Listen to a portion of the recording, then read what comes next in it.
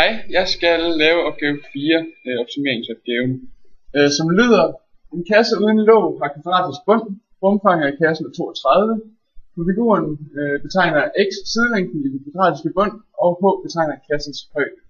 Og skal jeg så til at starte med bestemme h udtrykket x.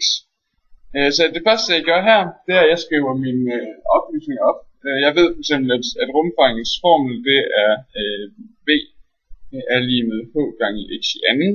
Og samtidig så ved jeg, at v den er 32.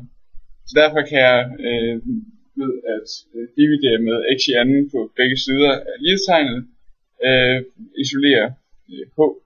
Så h den kommer til at lyde 32 delt med x i anden. Nu opstiller jeg så formlen for overfladearealet, som jeg får til at lyde x i anden plus 4 gange h gange x. Og grunden til at det ikke skal være 2x i anden, det er fordi det er uden låg, så det er altså kun bunden vi er med.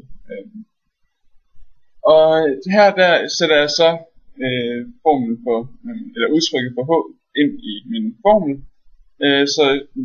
så den kommer til at lyde o er lige med x i anden plus 4 gange 32 delt med x i anden gange x, hvilket er det samme som at sige, at o den er lige med x i anden plus 128 delt med x.